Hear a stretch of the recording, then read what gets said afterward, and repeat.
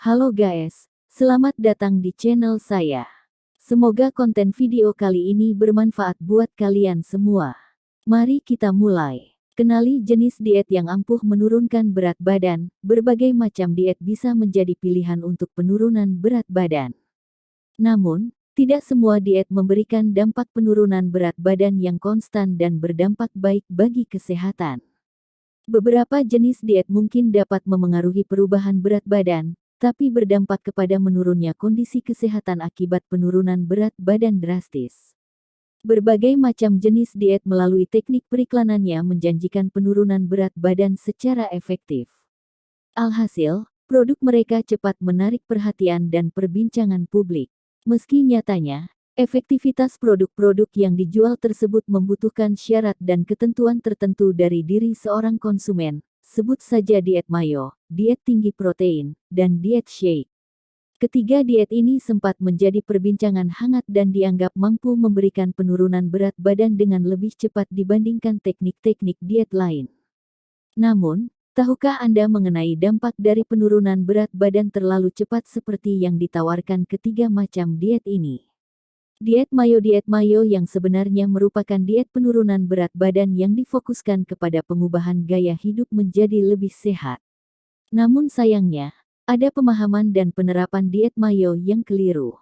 Pemahaman keliru mengenai diet mayo ini erat dikaitkan dengan diet grapefruit atau diet mayo palsu. Secara khusus, diet mayo menganjurkan seseorang untuk mengonsumsi rendah karbohidrat tetapi tinggi lemak dengan menyisipkan grapefruit sebagai salah satu menu utama di dalamnya. Diet grapefruit yang mengandalkan enzim pembakar lemak menjanjikan penurunan berat badan yang mencapai 5 kg dalam waktu 12 hari. Konsumsi rendah kalori yang mengutamakan buah yang bernutrisi tinggi seperti grapefruit memang merupakan pilihan yang baik untuk menurunkan berat badan. Namun sayangnya, penurunan berat badan yang drastis karena menjalani diet mayo palsu ini kurang direkomendasikan karena bukan hanya kehilangan lemak, tapi tubuh dapat kehilangan cairan dan massa otot. Ditambah lagi bahwa kemampuan enzim pembakar lemak yang masih belum didukung oleh penelitian klinis menjadikan diet ini masuk ke dalam kategori tidak disarankan. Diet tinggi protein sesuai dengan nama program ini, pelaku diet dianjurkan untuk mengonsumsi makanan-makanan yang tinggi kandungan protein akan tetapi di waktu yang sama membatasi konsumsi karbohidrat dari biji-bijian, buah-buahan, sayur-sayuran, dan juga sereal. Gagasan yang ingin disampaikan adalah meminimalkan asupan karbohidrat sehingga menjadikan proses penurunan berat badan terjadi lebih cepat. Asupan karbohidrat yang minim ini membuat tubuh membakar lemak lebih banyak sebagai reaksi alami tubuh dalam menghasilkan energi. Diet tinggi protein sendiri pada umumnya tidak berbahaya untuk jangka pendek.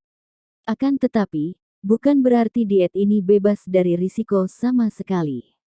Beberapa masalah kesehatan yang dapat ditimbulkan adalah, terlalu membatasi asupan karbohidrat seperti buah-buahan dan sayur-sayuran dapat membuat tubuh kekurangan nutrisi dan serat. Jika ini terjadi, dapat muncul permasalahan kesehatan bau mulut, sakit kepala, dan konstipasi. Konsumsi makanan yang mengandung protein tinggi, seperti daging merah dan produk-produk berbahan susu berlemak, dapat menyebabkan kolesterol tinggi dan meningkatkan risiko penyakit jantung. Diet tinggi protein berisiko menjadikan urin mengandung kalsium.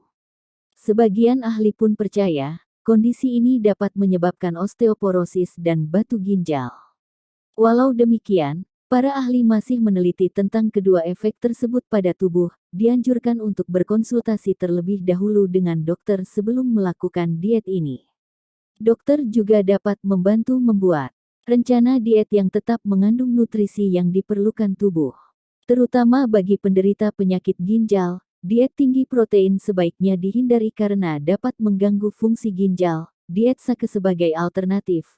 Cobalah susu diet shake yang rendah kalori sebagian bagian dari skema diet Anda.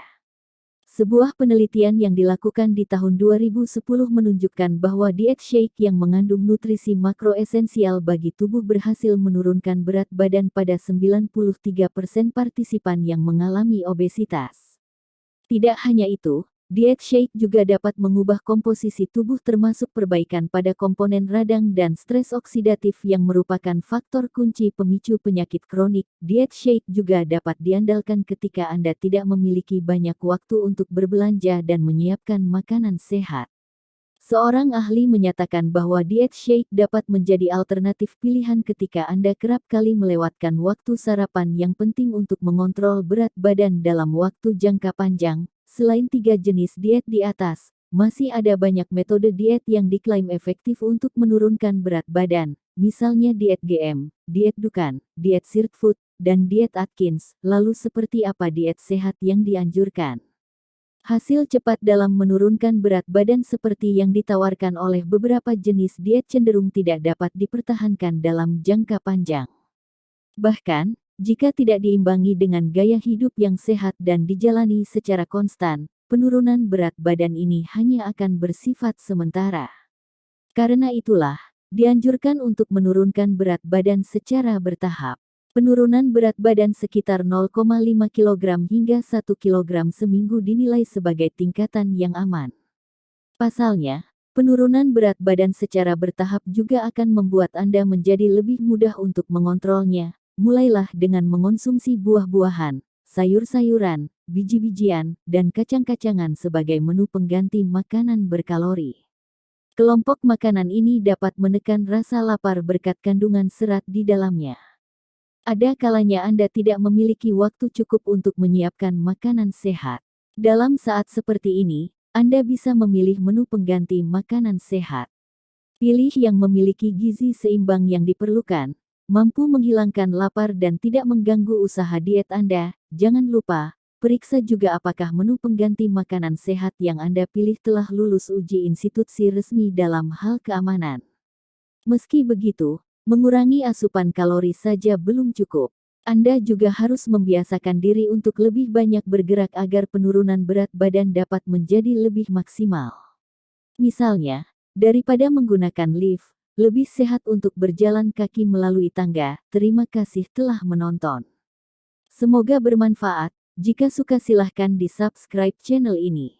Jangan lupa sukai konten video ini ya.